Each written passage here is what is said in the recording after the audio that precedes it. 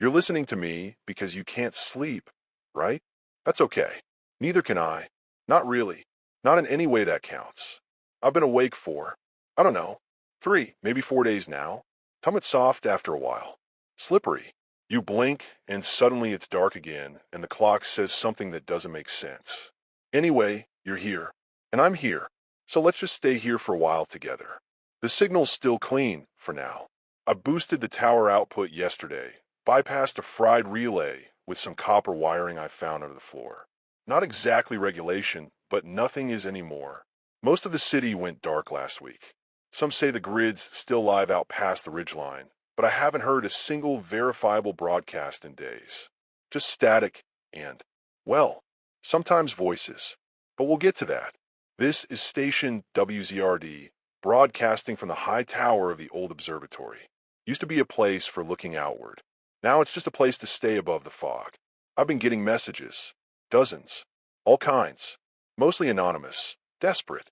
The same theme runs through all of them. People can't sleep. Or they can. And then they don't wake up. I thought it was stress, you know. The war, the storms, the shortages, it all piles up. But then people started describing things that didn't add up. Dream things. Things that made it out. Someone, I don't have their name, they didn't sign it, sent me a letter. Handwritten. Who even does that anymore? It arrived with no return address, sealed in wax. The kind of wax you'd use on an old letter from the 1800s. I almost didn't open it. Felt wrong just holding it. Like it was warm. Not from the sun or anything. Just warm. Inside, the note said, I dreamed of the black door. When I woke up, it was open. That's it. Nothing else. But I haven't stopped thinking about that sentence. The phrasing, past tense, was open. Not, it was there or I saw it. Just open, as if something had stepped through. At first, I told myself it was a hoax. Some kind of elaborate viral campaign. But then another message came in. This one from a nurse in the city. Voice note, scratchy and panicked. She said people in her ward were talking in their sleep. That's not strange on its own. But she said they were all saying the same words over and over, no matter the language or age or condition. They were all asking, who's dreaming us? She didn't know what it meant. She just kept saying IDM, who's dreaming us? Over and over like it would unlock something if she said it the right way. I've started hearing it too, in the static, in the pauses between my own thoughts. Sometimes it sounds like my voice. Other times like someone I used to know, but they're dead. Been dead for years. I'm not trying to scare you. That's not what this is. I just think someone has to keep talking, to hold a thread. Because the silence, it's worse. In the silence, the dreams come easier. They find you faster. So maybe we keep the dial here for a while. Keep each other grounded. This is not a dream. This is not a drill. You are awake. You are listening. And so am I. For as long as I can. There was a man I used to treat years ago, back when I still wore the white coat and believed in tidy diagnoses and labels that fit inside charts. He came in during the winter of 2013, I think. Snow was thick that year. Everything slowed down. Appointments got pushed.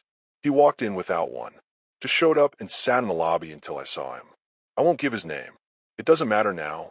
Let's just say he was in his early 40s, lean, always dressed like he expected to be turned away from somewhere, overcoat too long, scarf too tight, gloves even indoors. He didn't blink enough. And when he did, it felt like he was catching up on it.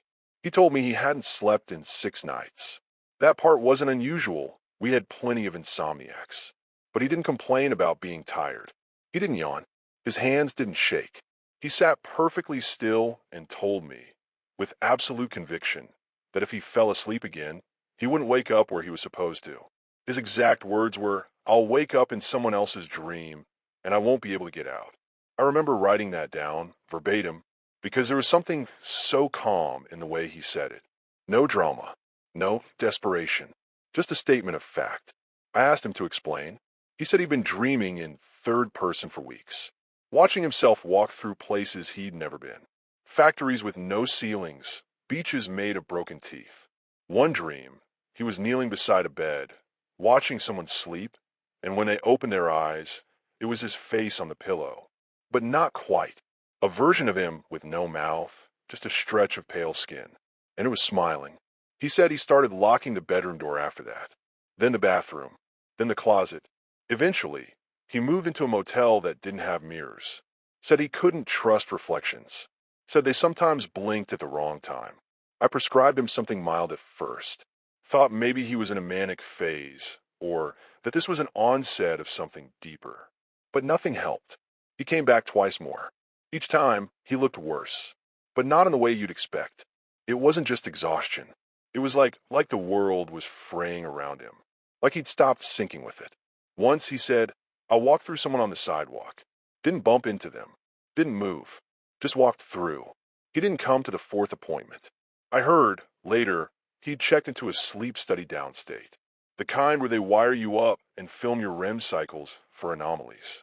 3 nights in, the equipment glitched. Cameras fried. Tex couldn't get near his room without nausea and nosebleeds. They found him sitting cross-legged on the floor, wide awake, staring at the wall. He whispered something over and over. I looked into it, made some calls to colleagues. No one wanted to talk. Eventually, one nurse emailed me, short and unsigned. He said we're all made of dreams, that the dreamer is starting to forget the shape of us. I didn't understand it then. I do now. I keep seeing his face, not as he was, but as he described, that smooth pale stretch where his mouth should be. Only now, it shows up in places it shouldn't. Reflections in black screens. Smears on glass. Once in the condensation on a tea kettle. It always looks like it's trying to say something. But it can't. And the dreams. Mine, they're getting clearer. I keep walking through a long hallway made of torn paper. Footsteps behind me. Never faster, never closer, just always there. At the end is a door. And I know, deep in my bones, that if I ever open it, I won't be me when I step through. I think that patient was the first, or maybe just the first one to see it coming. If you're hearing this, and any of this sounds familiar, write it down. Every detail. Dreams slip through the cracks, and they take bits of you with them. Hold on to the edges of who you are, while you still can. They're calling it collective sleep disorder on the networks that are still up. A few university medical departments are scrambling to give it a name, slap it into a category, file it somewhere safe. But names don't hold it. Definitions don't help when the boundaries don't stay still. I listened to a stream from a station out of Seattle yesterday, before it cut out for good. The host kept saying, we're dreaming together now. All of us. And we're not the ones in control. I haven't stopped thinking about that. What happens when 7 billion people start overlapping, bleeding into each other's subconscious? It's not just shared images, not deja vu. It's more than that. It's like we've built something by accident. A landscape, a map of terror that remembers us, even after we wake. Hospitals are full, not with the sick or the wounded, but with the sleeping. People just stop waking up. They lie there, perfectly healthy by every metric. Heart beating, lungs rising, but they're trapped inside something. And the worst part is, sometimes they speak, not with their own voices. That's what the nurse in Toronto said. She posted a video, shaky, barely audible.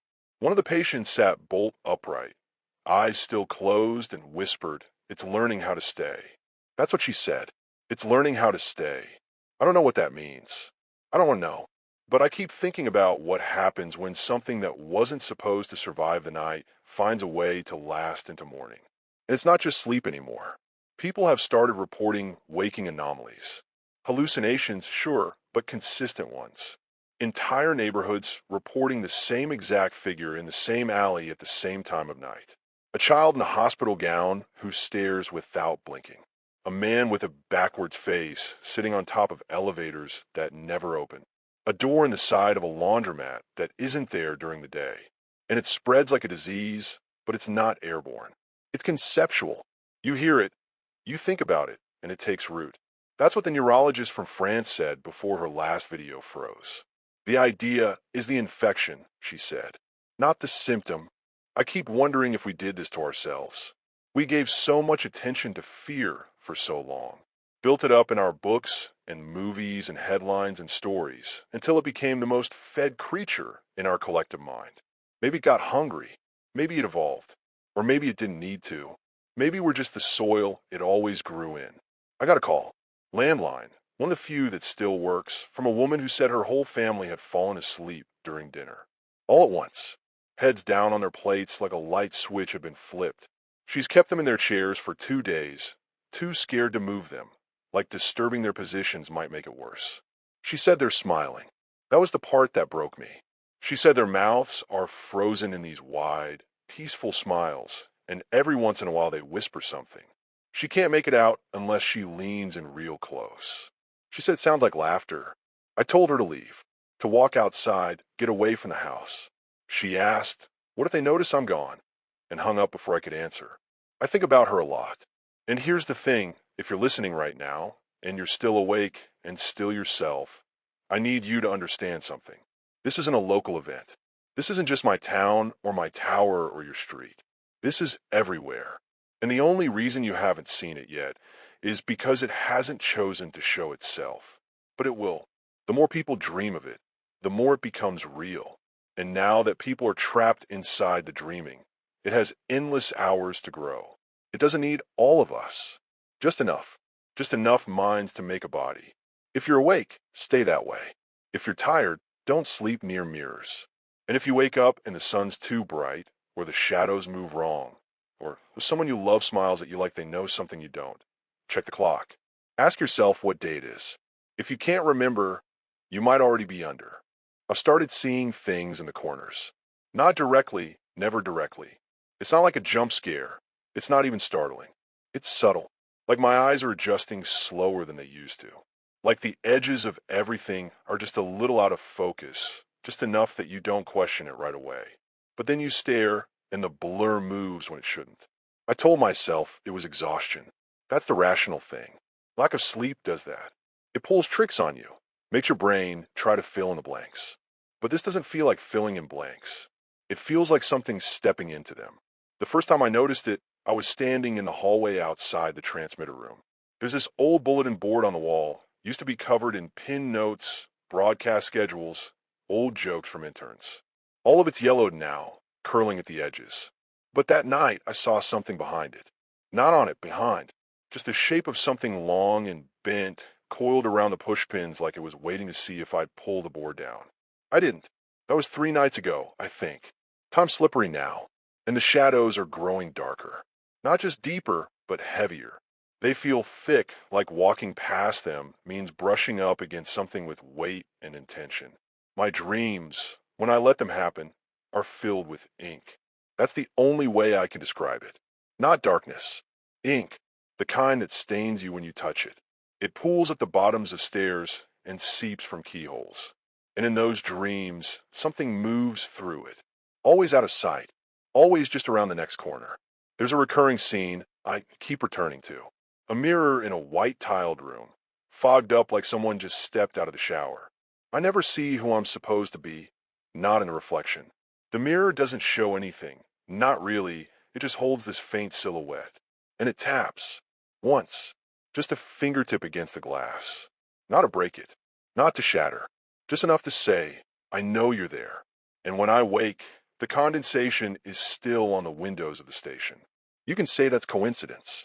You can say I've been dreaming with my eyes open. But then explain this. Yesterday I recorded a short broadcast, something simple, just to test the signal. Weather, emergency band updates, reminder not to trust anything that asks you for your name more than once. When I played it back, there was a sound behind my voice. Not static, not a glitch, but something wet. Breathing, maybe a kind of low, rhythmic echo that didn't match my cadence. I isolated it. Listen again with headphones. I still have the file. In the background, faint but unmistakable, someone whispers, "Let me out." I didn't say that. No one was in the booth with me. The station's been locked from the inside since the start. I don't know how far this has spread. I know it's not just me. I've had dozens of messages from people saying their shadows are growing longer than they should, even at noon.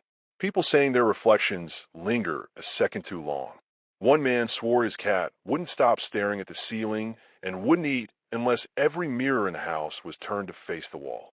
There's a pattern, a slow leak, something pressing against the seams of our world. I think the dreams are openings, tiny fractures, and whatever's behind them is curious. I used to think fear was just a byproduct, a reaction. But what if it's not? What if fear is the invitation? The scent we give off in the dark that tells them we're here, that the door is unlocked. Keep your lights low. Don't look too long into reflective surfaces. And if you start to feel like something's watching you from the corner of the room, don't turn your head. It's better not to know what's there, because once you see it, it sees you back. I've been trying not to sleep. That probably doesn't surprise you. I mean, why would I after everything? I know what's waiting for me there. Not just nightmares, not dreams. I don't think those words apply anymore. It's more like being shown things. Like someone's holding your face and making you watch something you weren't meant to understand. So I've been staying awake. It started with coffee. Obvious, right? But that stopped working after the first day. Then I tried cold showers, pacing, even chewing ice cubes. You get desperate. Your body starts negotiating with you, making promises it doesn't intend to keep. Just a quick nap? It whispers. Just 10 minutes. But there's no such thing as just 10 minutes anymore. Not when those minutes stretch into something else entirely. I set alarms. I made myself a little test, something I picked up from a lucid dreaming forum back when I still believed there were rules. The idea is that if you're dreaming, you won't notice inconsistencies. So I keep a phrase written on the back of my hand. A sentence. You are awake. The light is real. Every hour, I check it. I stare at it until it looks right. Then I flick the light switch on and off 3 times. That's the test. In dreams, lights don't behave normally. They flicker, delay, or just refuse to obey. Simple enough. But 2 nights ago, I woke up and the sentence was wrong. Not gone. Not blurred. Just wrong. It said, you are real. The light is asleep. That was the moment I stopped trusting the test. The lights flickered once, very faintly, even though the power grid's stable here. And I swear, and I know how this sounds, but I swear I heard someone exhale behind me. Just once. Not loud. Not rushed. A slow, steady breath like someone getting comfortable. I didn't turn around. I just sat there in the booth for what must have been hours. I didn't even broadcast. Just kept watching the sentence on my hand, wondering if I'd ever written it at all. People are reporting time shifts now. Not just gaps in memory, but actual rearrangements. A man called in long distance, not local. He said he left for work at 8 a.m. like usual, but when he got there, the office building was still boarded up from a fire that had happened 6 years ago. He walked through the ashes, found his own desk. The computer was still there, half melted. He picked up a mug with his name on it. Then he blinked, and he was sitting in his cubicle again, like nothing had happened. Except the mug was still warm in his hand, and there was soot on his shirt. That's what it's doing now. That's what this breach or overlap or infection, whatever it is, that's what it's doing. It's eating through the boundary between sleep and wake. No more clear lines.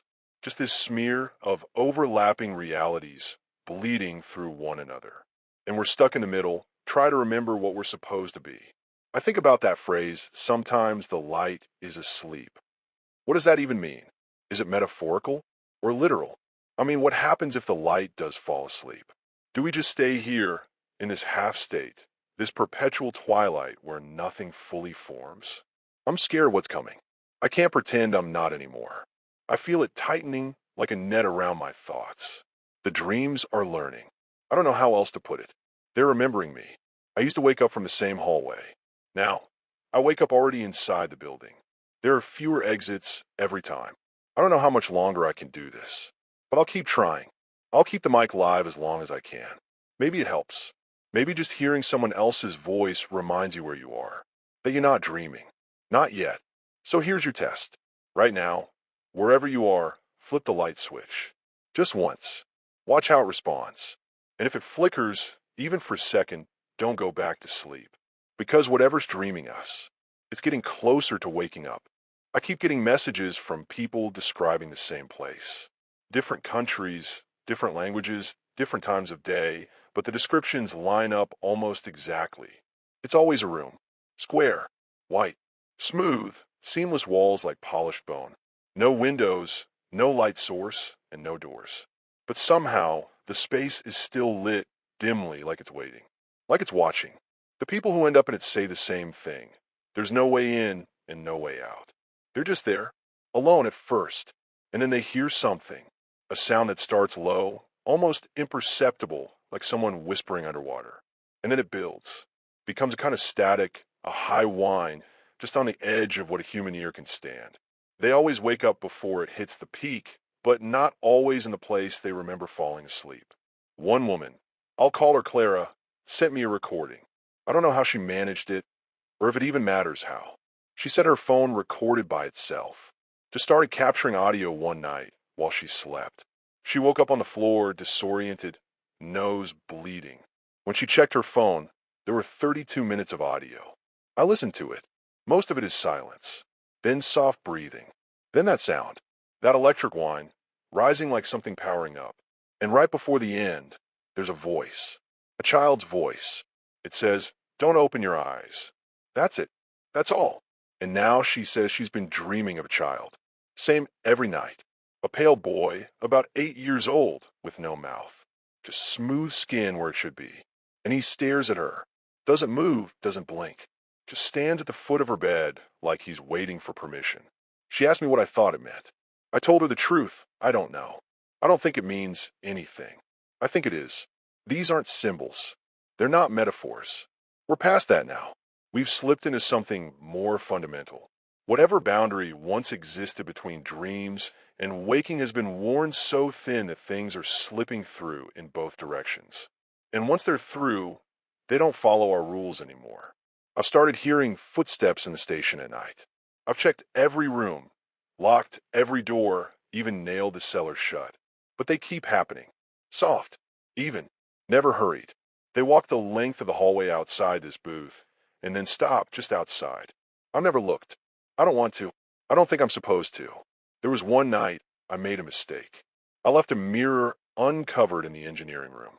I've been covering them all, anything reflective, even metal surfaces. But this one was small, tucked behind a coil of cable. I saw it as I passed by. For a second, it looked like the hallway behind me was full of people. Just shadows, outlines, dozens of them, all facing the wrong direction. When I turned, there was nothing. So I covered the mirror and left the lights off for 2 days. I don't think this is hallucination. I think it's convergence. I think we're being brought into something slowly, taken apart in pieces until we fit. That room, those doorless rooms, are like the waiting rooms of something greater. Holding pens. They test you there. See what you notice. See how long you'll stay before you try to force your way out. But here's the catch. There's no door because you're not supposed to leave.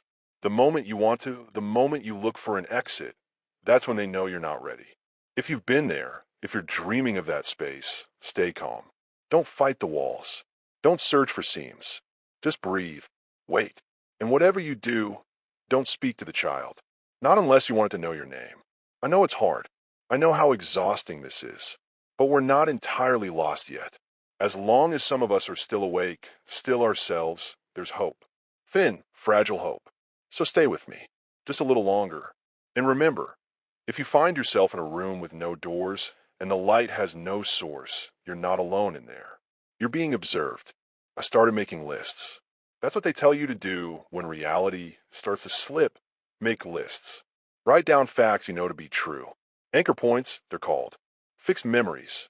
Names, dates, details too small for your mind to invent. It's a trick we use in cognitive therapy to help people ground themselves during episodes. So I figured, why not use it now? I wrote down everything I could think of, my sister's birthday, the name of the street I grew up on, the first book I ever loved, the smell of my dad's jacket when he came in from the cold. Little things. Small, ordinary memories. I pinned a list above the microphone, right where I could see it every time I sit down to broadcast. At first, it helped. Just reading it reminded me who I was, where I came from, that I wasn't just some voice talking into the void, but a person with a history, someone real. But today something changed. I looked up and noticed one of the entries was wrong. Not scribbled, not crossed out, wrong. It had been rewritten in my own handwriting with a different name. My sister's name, except it wasn't her name. It was close, same number of letters, same rhythm, but not her. I don't have a sister named Isla. I don't know anyone named Isla. But there it was. Isla's birthday, April 9th. And for a moment, I believed it. For just a breath, I remembered a birthday party with that name on the cake. I could see the candles, the streamers, the pink frosting smeared on someone's cheek. It felt real. then slipped, like a dream fading at sunrise.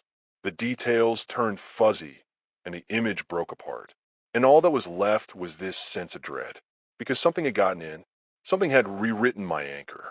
I tore the list down. I burned it, but now I can't remember the smell of my dad's jacket. I try, and all I get is the image of something standing in the hallway, soaking wet, dripping onto the floor, watching. So I tried photographs instead. Dug up a box from the archives, real photos, printed, not digital.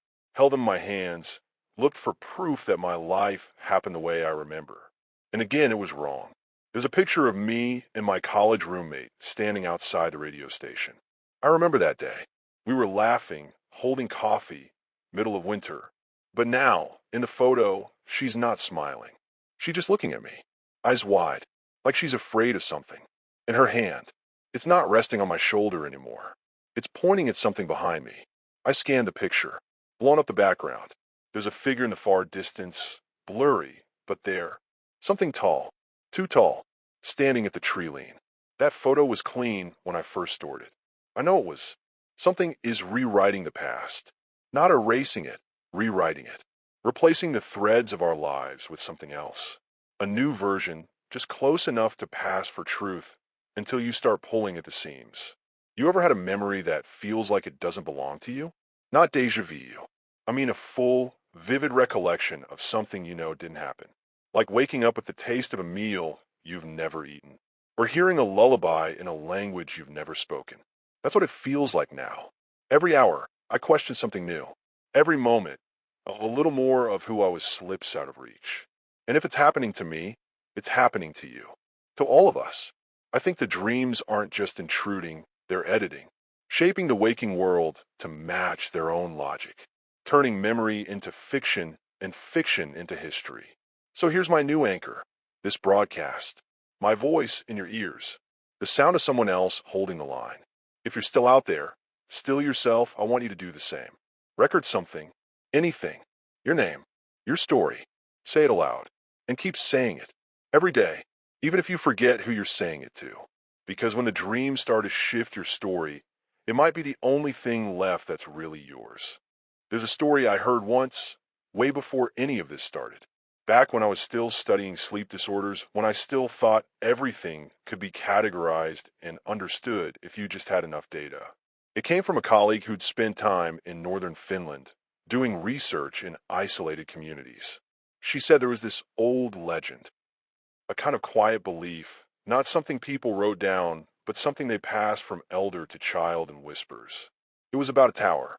No one knew where it was exactly, or if it had ever really existed, but the story always began the same way. A tower built so high it reached above the weather, where time moved differently. And in that tower, there was a person, sometimes a man, sometimes a woman, sometimes no gender at all, who slept. Just slept. And the whole world, every rock and river and creature and cloud, existed inside that sleep. They called the figure the dreamer, or the sleeper, or sometimes just the one. They said the world we live in isn't real in the way we think. It's the dream of that person in the tower. And every so often, something from the world we know would drift too close to their awareness, too bright, too loud, and they'd stir just slightly. And in that moment, things would change. Suddenly, someone would disappear without a trace. A town would forget its name. The sky would turn green for exactly 3 minutes in one part of the world and nowhere else. All just side effects of a dream being nudged, of reality adjusting itself to the sleeper's subconscious. When she first told me, I thought it was poetic, a metaphor for unconscious trauma. Maybe, but now? Now I wonder if that myth was never meant to be metaphor. If some deep part of humanity has always known the truth and just didn't have the words for it. What if we are part of something else's sleep? What if the reason all of this is happening, the blurred lines, the bleeding dreams, the shifting past, is because the dreamer is waking up? Or worse, maybe they're not waking up. Maybe they're dreaming something new. I've started dreaming of a tower. Not often, just flashes. A spiral staircase with no steps, just shadows shaped like steps. A window that doesn't look out but in. I never reach the top. I always wake up halfway up the stairs, gasping like I've been underwater. and my ears ring for hours afterward, this soft humming sound like someone thinking aloud just beneath perception. Last night, I dreamed I was standing at the base of the tower, and someone was already waiting there. A child, I think, though I couldn't see the face. It was wrapped in a blanket stitched with symbols I didn't recognize, and it pointed up and said, "They're dreaming about you right now." But not for long. Then it handed me a candle, unlit, cold, and I woke up holding my wrist like something had grabbed it in the dark. When I looked in the mirror, there was soot under my nails. I'm not saying this to scare you. I'm saying it because I think we need to start asking the real questions. If the world is bending, breaking, reshaping, who's doing the shaping? Is it random? Is it chaos? Or is it intentional? Is someone or something dreaming us into this new shape? And if so, can we speak to them? Can we ask them to stop? Or would that only make it worse? I keep the candle by the mic now, just in case. I don't know why. If you've seen the tower in your dreams, if you've stood at the base or climbed those impossible stairs, write to me. Describe it. Every detail. Maybe if we put the pieces together, we can make a map. Maybe if we find our way to the top, we can understand what's at stake. Or maybe we already know, and we're just trying not to say it out loud. Stay awake. Stay aware. And if you hear humming just beneath the silence, don't follow it. Not yet. Not until we're sure which side of the dream we're on. I walked outside the station for the first time in a while this morning. Just around the building, nothing far. I needed air, or at least the illusion of it. Up here, the sky doesn't change much anymore, too much cloud cover, like the atmosphere forgot how to move. Still, sometimes it helps to feel cold on your skin. Helps you remember you're not inside the dream. Not yet. The snow was fresh, untouched. Not that many things come up here anymore. Even the birds are gone, or maybe they were never real in the first place. Who knows now? I took a slow lap around the side of the station, down the little path that used to lead to the generator's shed. And that's when I saw them. Marks. Dozens of them. All around the path. Small. Irregular. Too many to count. My first thought was footprints, animal tracks. Maybe, but no. These weren't prints. These were impressions. Indentations. Rows of small half moons, scattered and overlapping like something had been chewing. I crouched down, reached out, touched one. The edges were clean. Too clean, like someone had pressed a mold into the snow. A bite mold. Teeth. Human teeth. It wasn't just one set. It was dozens, maybe hundreds. Like a crowd had been here in the night, mouths pressed to the ground, gnawing at the world. And all I could think was, what were they trying to eat?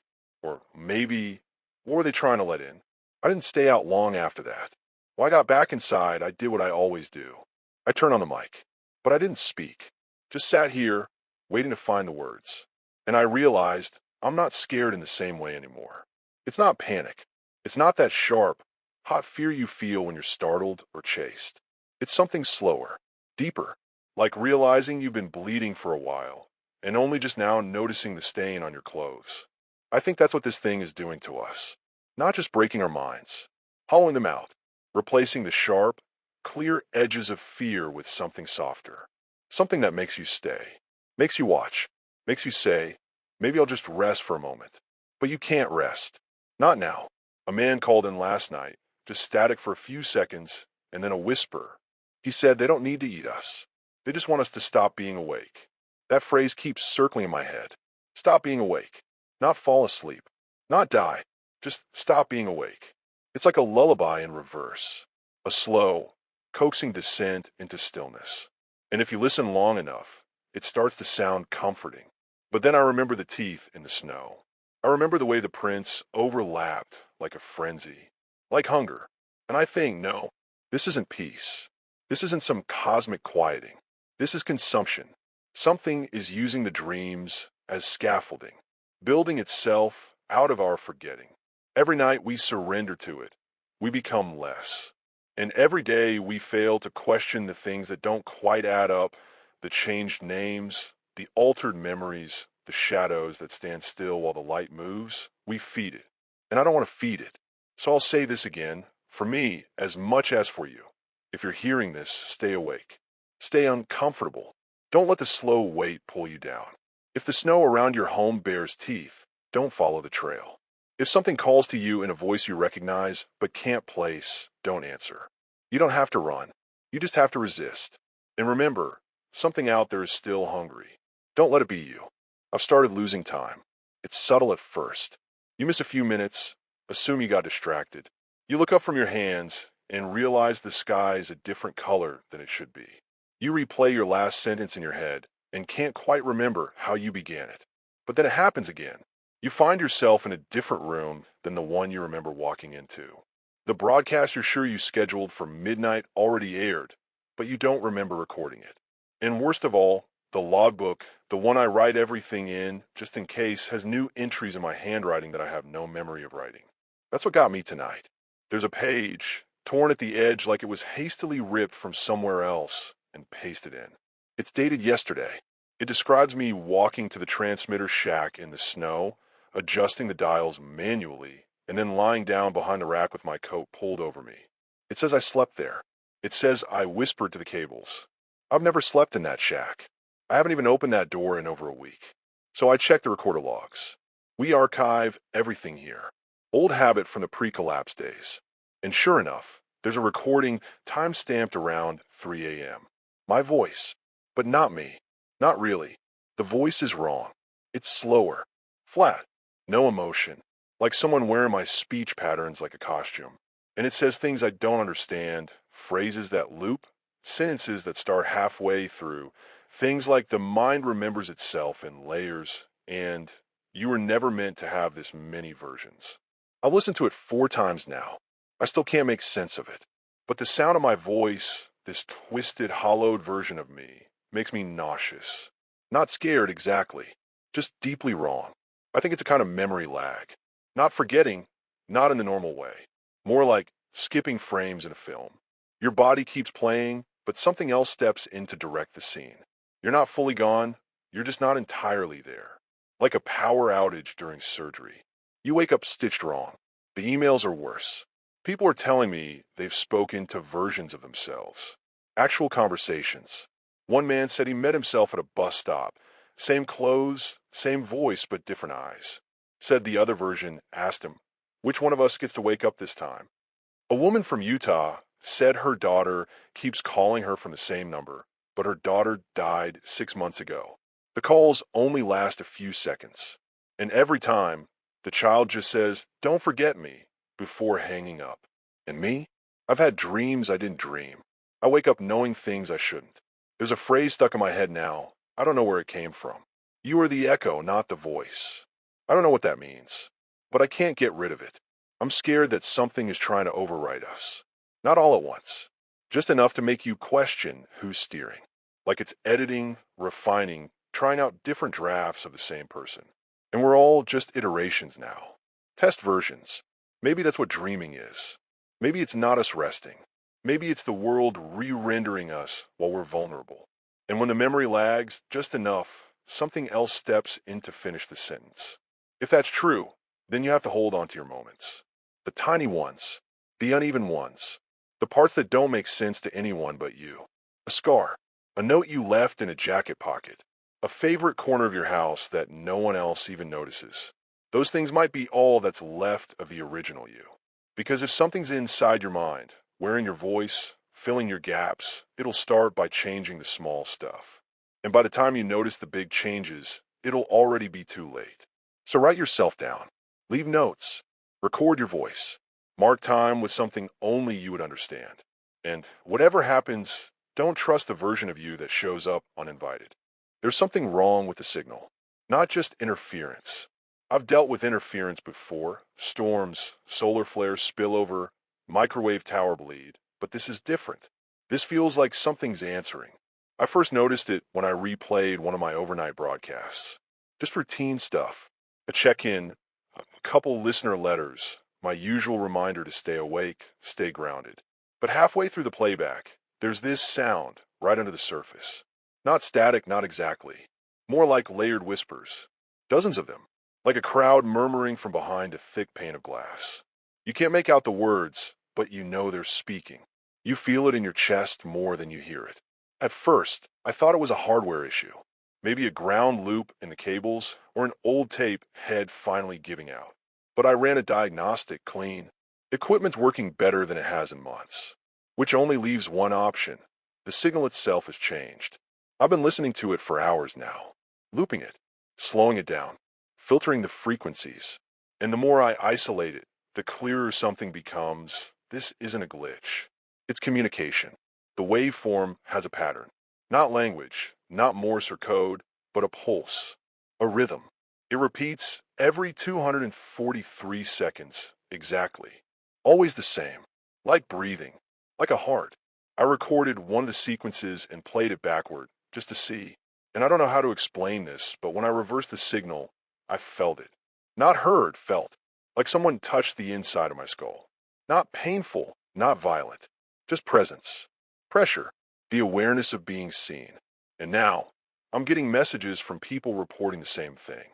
They're hearing the pulse. Some through speakers, some just in their heads. A low, vibrating rhythm that starts when they lie down. It syncs with their heartbeat, then takes over. Changes it.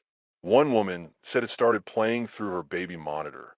Her child never even stirred. Just lay there, eyes wide open, smiling at the ceiling like someone was singing a lullaby she couldn't hear.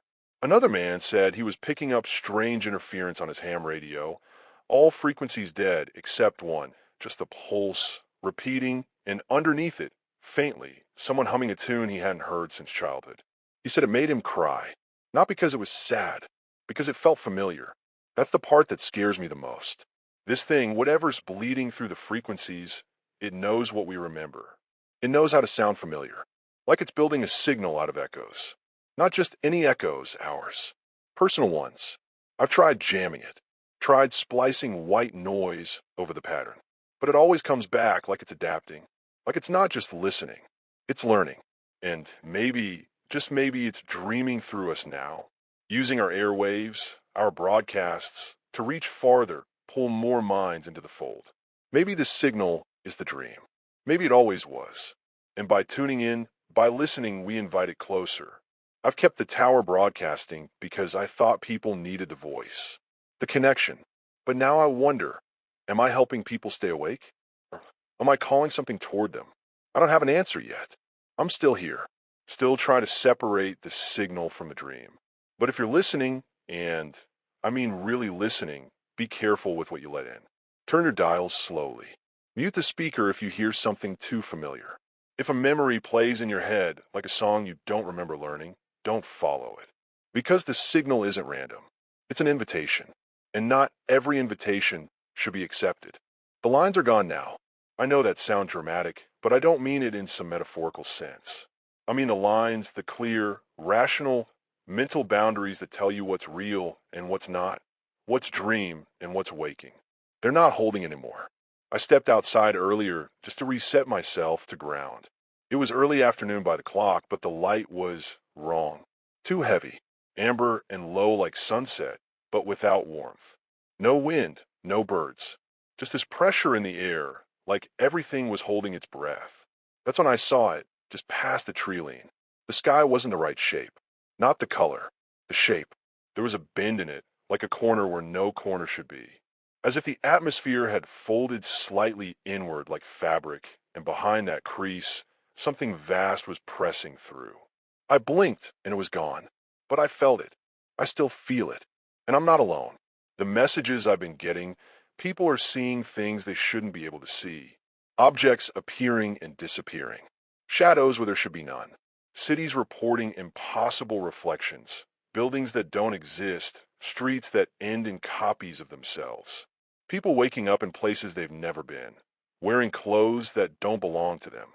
One listener, he didn't give a name, described walking to work through the same park he's passed through every day for years. But this time there was a lake that's never been there. He tried to take a picture, but his phone wouldn't unlock. He looked up again, and a woman was standing in the middle of the water, staring at him, motionless. When he blinked, the lake was gone. So was she. He found wet footprints on the pavement leading right to his shoes. Another woman told me she looked out her apartment window and saw two moons. One silver, one red. The red one was smiling, not metaphorically, actually smiling, with teeth. The next day, her windows were bricked over from the outside. No explanation. Just stone. It's not just dreams invading reality anymore. It's a full collapse. A bleed through. The dream space, whatever it really is asserting itself. It's not just slipping through cracks. It's tearing holes.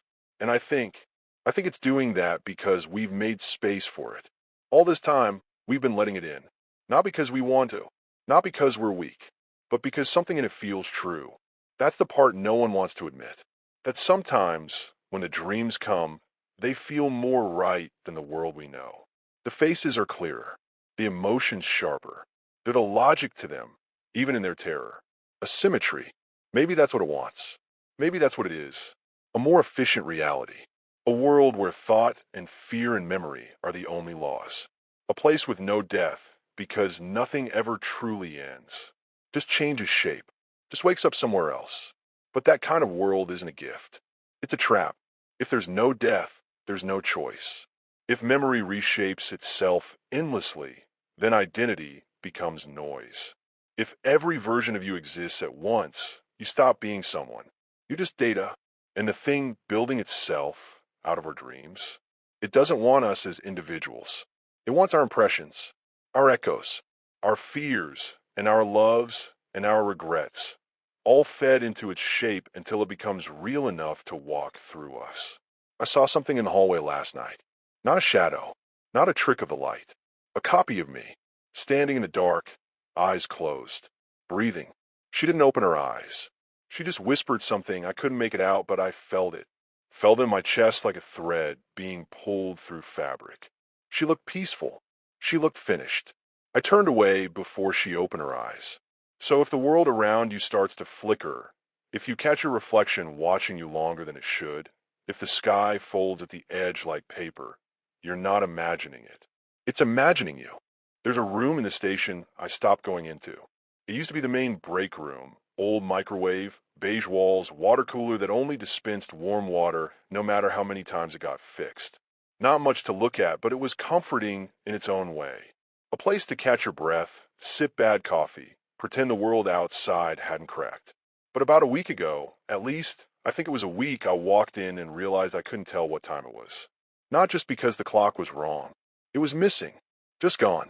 Taken off the wall. That's odd, right? You don't forget a clock being removed. It leaves behind a hook or a nail, a circle of cleaner paint. But there was nothing. No mark. No empty space where it should have been. So I checked my watch. It was blank. I mean completely. Face smooth as glass. No hands. No numbers. Just this round, empty window staring back at me. And for a second, I felt this vertigo like I'd just taken a step off the edge of something. Like I'd stopped falling through time and started floating. I left the room. I didn't even think. Just turned and walked out like something was behind me, though I never looked. I haven't gone back since. But I think about it all the time. The absence of time. The way it made my stomach twist, not from fear exactly, but from dislocation. Because here's the thing. Time isn't just a measurement. It's an anchor. It tells you what should come next. Without it, the world loses sequence. You can't make sense of cause and effect. You don't remember if you've already done something or if you're about to. You become unstuck. And now, I think it's happening everywhere. People are reporting loops. Not dream loops, real ones. They say they've left their house 3 times, only to find themselves waking up in bed again with the same bruise on their shoulder, the same half-eaten toast on the counter. Others say whole days are disappearing. One man swore he'd lived through Wednesday 3 times before something in the air changed. He said the birds were flying backward. That's how he knew it had finally moved on. I believe him. I believe all of them. Because I've stopped trusting time, too. I'll glance at the clock in the recording booth, and it'll say 2:14. I'll blink, and it'll still say 2:14. 10 minutes later, 20. I'll open a new message, and the timestamp will be 2:14. It's like the system has settled on that 1 minute and refuses to budge. And when I try to count, when I sit here and actually count the seconds out loud, they feel stretched, or maybe compressed. I'll count to 60, slow and steady, and the second hand on the analog clock will only move 5 times. Or not at all. It makes me wonder, have I already fallen asleep? Not in the literal sense, but phased over somehow, Crossed into that version of the world where the clocks aren't trusted and every moment is a replica of the one before it. Maybe this is what the other side of dreaming looks like. A place where time has no meaning and everything's still and perfectly preserved. A museum of possibility. If that's true, then the danger isn't just in dreaming. It's in believing the world you're in right now is the real one. That this version of the hallway, this version of your face in the mirror, this exact stretch of radio static isn't already the dream. I used to tell myself I'd know, that I'd feel it if something wasn't right.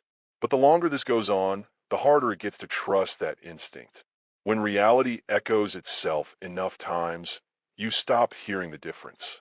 So if you find yourself in a room with no clocks, get out. Don't linger. Don't check your watch. Don't count. Don't try to fix it. That's how it finds you. Not with noise, but with stillness. With quiet, perfect stillness.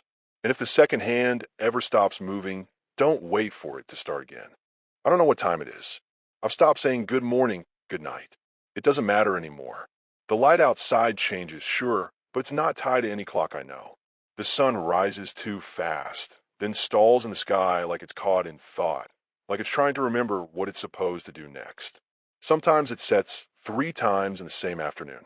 Sometimes it doesn't set at all. I haven't slept in, I don't know. I've lost track.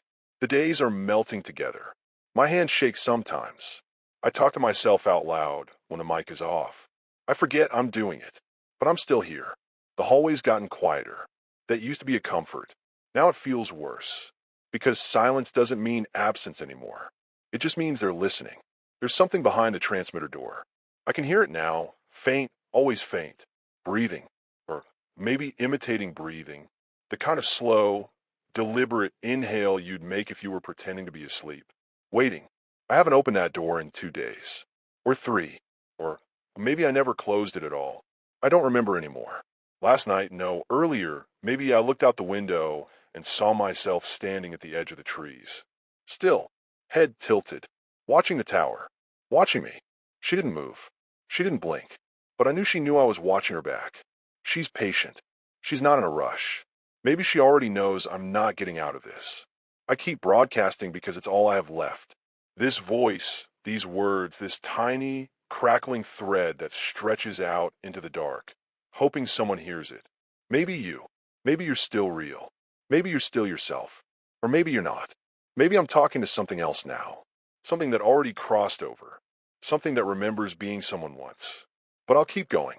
Until the mic dies. Until my mouth stops making sound. Because if I stop talking, I think I'll start listening. Really listening. And if I do that, if I let the silence in, I think I'll hear something say my name. Not out loud. Not with a voice. Just inside. And once you hear your name inside, you don't come back. So here it is. My last test. My last truth. If you wake up tomorrow and the sky looks wrong, too smooth, too bright, too intentional, don't open your curtains. If your reflection smiles before you do, don't blink. If the phone rings and no one calls, don't answer. And if the world feels just a little too quiet, you're not awake. You're just dreaming something else's dream.